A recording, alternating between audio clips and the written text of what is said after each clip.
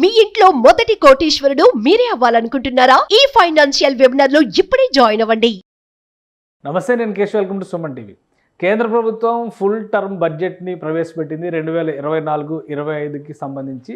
వ్యక్తిగత income tax విషయంలో కూడా కొన్ని మార్పుల్ని ప్రతిపాదించింది. 2023-24లో ఆల్రెడీ కొన్ని మార్పులు చేసి స్లాబ్ సిస్టమ్ని విస్తరించినటువంటి కేంద్రం ఈసారి చేసినటువంటి మార్పులండి. ఈసారి చేసిన మార్పుల వలన ఎక్కువ ప్రయోజనాలు ఎవరికి కలుగుతాయి, ఎంత జీతం వచ్చేవారు ట్యాక్స్ పరిధిలోకి వస్తారు, ఈ అంశాలను ఒకసారి విశ్లేషించేటువంటి ప్రయత్నం చేద్దాం. కేంద్ర ప్రభుత్వం చాలా స్పష్టంగా అనౌన్స్ చేసింది.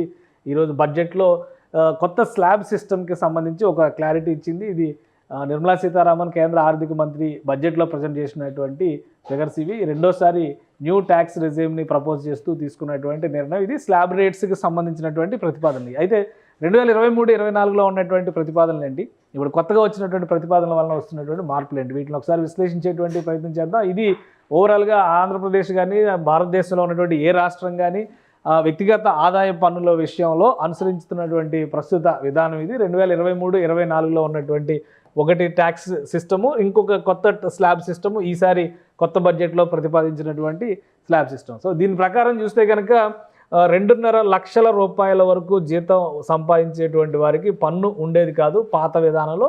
ఇప్పుడు కొత్త విధానంలో ఈ పరిధి మరొక 50,000 రూపాయలు పెంచడం ద్వారా 50,000 పెంచడం ద్వారా 3,000కి విస్తరించినటువంటి పరిస్థితి ఉంది కొత్త పన్ను విధానం. అలానే స్లాబ్ సిస్టంలో కూడా గతంలో జీరో ట్యాక్స్ దగ్గర నుంచి క్యాలిక్యులేట్ చేస్తే మొత్తం 10 రకాల స్లాబ్ సిస్టమ్స్ని అనుసరించినటువంటి పరిస్థితి గత విధానంలో ఉంది. అయితే ఈసారి దాన్ని పూర్తిగా కుదించి 6కి పరిమితం చేసినటువంటి పరిస్థితి. అంటే దాదాపు 4 రకాల స్లాబ్ సిస్టమ్స్ని కేంద్రం తొలగించినటువంటి పరిస్థితి.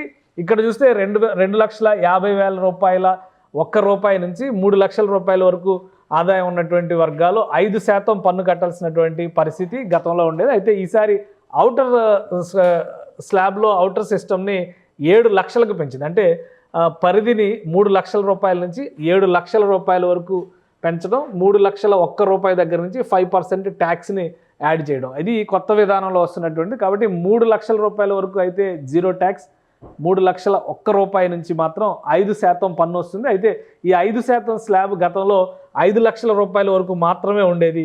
ఇప్పుడు దాన్ని 7 లక్షల రూపాయల వరకు విస్తరించింది. అంటే 2 లక్షల రూపాయలు అక్కడ బెనిఫిట్ కలుగుతున్నటువంటి పరిస్థితి ఉంది. అలానే 5 లక్షల నుంచి 6 లక్షల జీతం ఉండేటువంటి వాళ్ళకి 10% పన్నుని గతంలో అనుసరించారు. అలానే 6 లక్షల రూపాయి నుంచి 7,50,000 వరకు కూడా 10% పన్నుని అనుసరించినటువంటి పరిస్థితి. ఈసారి ఈ స్లాబ్స్ మొత్తాన్ని కూడా కలిపేసింది కేంద్ర ప్రభుత్వం. ఎందుకంటే 7.5 లక్షల నుంచి 9 లక్షల రూపాయలు ఉన్న వారికి 5% ఉండేది, పాత 15% ఉండేది ట్యాక్స్ సిస్టమ్. కానీ ఈసారి దాన్ని పూర్తిగా తగ్గించడం ద్వారా 10 లక్షల వరకు 10 లక్షల రూపాయల వరకు 7 లక్షల నుంచి 10 లక్షల రూపాయల వరకు 10%గా ఒకటే స్లాబ్ కింద మార్చేసింది. అంటే ఇక్కడ దాదాపు 3 స్లాబులు కలిసిపోయినటువంటి పరిస్థితి ఈ ఒక్క సవరణతోనే జరిగింది.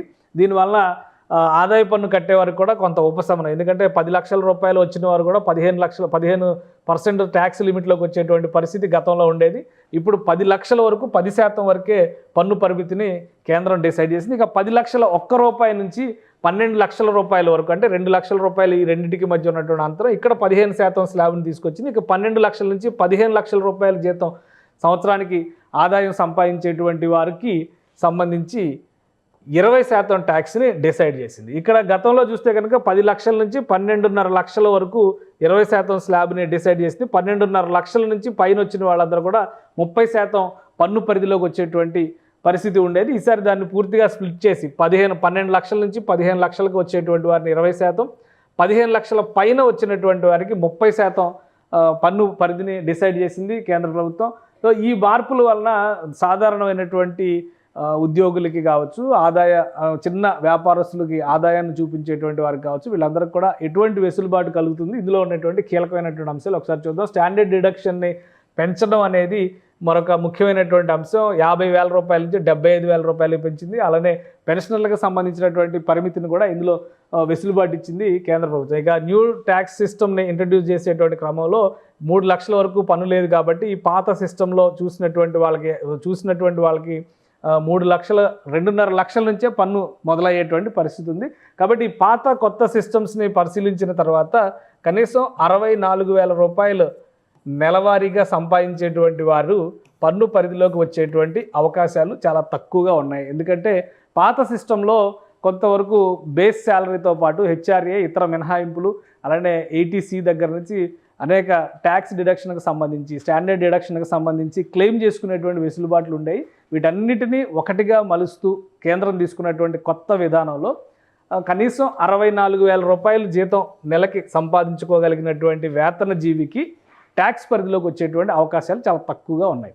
అలానే హోమ్ లోన్లు కానీ ఇతర క్లెయిమ్స్ చేయడానికి ఇతర అవకాశాలు ఉన్నటువంటి అంశాలను దృష్టిలో పెట్టుకొని చూసినప్పుడు దీని పరిధి ఎంతవరకు పెరుగుతుంది అనేది ఇంకా ప్రాక్టికల్గా క్యాలిక్యులేషన్స్లో చూడాలి. కానీ ప్రస్తుతానికి ఉన్నటువంటి లెక్కల ప్రకారం చూస్తే కనుక కనీసం 7.5 లక్షల రూపాయల వరకు వచ్చేటువంటి వేతన జీవులకి ఏడాదికి 7.5 లక్షల రూపాయల వరకు ఉండేటువంటి పరిధిలో పన్ను మినహాయింపు అంటే పన్ను పరిధిలోకి రాకుండా తప్పించుకోవడానికి అవకాశం ఉంటుంది. అంటే పన్నులు భారం పడకుండానే వేతన జీవులు కొంత ఉపశమనం లభించవచ్చు. కానీ ఆ తర్వాత ఉండేటువంటి 7 లక్షల పైగా సంవత్సర ఆదాయం వచ్చినటువంటి వారికి మాత్రం స్లాబ్ సిస్టమ్ ప్రకారం పన్ను భారాన్ని భరించక తప్పని పరిస్థితి ఉంటుంది. కాబట్టి 50,000 55,000 ఉన్నవారికి కూడా గతంలో పాత విధానంలో ట్యాక్స్ పడేటువంటి పరిస్థితి ఉండేది.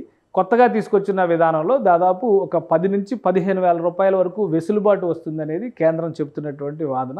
ఇక దీనిపైన వ్యక్తిగతమైనటువంటి పన్నులకి సంబంధించి అంటే వ్యక్తిగతమైన ఇన్కమ్ ట్యాక్స్ కట్టేటువంటి వారందరూ కూడా దీనిపైనే క్యాలిక్యులేషన్స్ వేస్తున్నారు. కాబట్టి రాబోయేటువంటి ఆర్థిక సంవత్సరం 2024, 2025లో సబ్మిట్ చేయబోయేటువంటి ఇన్కమ్ ట్యాక్స్ రిపోర్ట్స్లో ఈ పన్ను మార్పులన్నీ కూడా వర్తిస్తాయి. దానికి తగ్గట్టుగా క్యాలిక్యులేషన్స్ని ఇప్పటి నుంచే రెడీ చేసుకోవాల్సినటువంటి అవసరం ఉంటుంది. నెలవారీ టీడీఎస్ కట్టింగ్స్లో కూడా ఈ విధానాన్ని అమలు చేయడానికి అవకాశాలు ఎక్కువ శాతం ఉన్నాయి. కాబట్టి సేవింగ్స్ విషయంలో కానీ డబ్బుని పొదుపు చేసుకునేటువంటి క్రమంలో కానీ ఎటువంటి మార్గాల్ని అనుసరించాలనేది ఇంకా స్పష్టత రావడానికి అవకాశం ఉంది. కానీ మినిమం శాలరీస్ విషయంలో 50,000 శాలరీ వచ్చేటువంటి వారు కూడా ట్యాక్స్ పరిధిలోకి వచ్చేటువంటి పరిస్థితి ప్రస్తుత విధానంలో ఉండడానికి చాలా తక్కువ అవకాశాలు మాత్రమే ఉన్నాయి. కాబట్టి 63 నుంచి 64,000 రూపాయల వరకు సంపాదించుకునేటువంటి వారు పన్ను పరిధిలోకి రావడానికి చాలా తక్కువ అవకాశాలు ఉన్నాయనేది దీనికి సంబంధించి ఇన్కమ్ ట్యాక్స్ ఎక్స్పర్ట్స్ చెప్తున్నటువంటి మాట. కాబట్టి మీ సేవింగ్స్ విషయంలో కానీ మీ ప్రణాళికల విషయంలో కానీ కొత్త విధానాన్ని దృష్టిలో ఉంచుకొని మార్పులు చేర్పులు చేసుకోండి. సుమన్ టీవీలో మీ పర్సనల్ అండ్ బిజినెస్ ప్రమోషన్స్ కోసం కింది నెంబర్కి కాంటాక్ట్ చేయండి.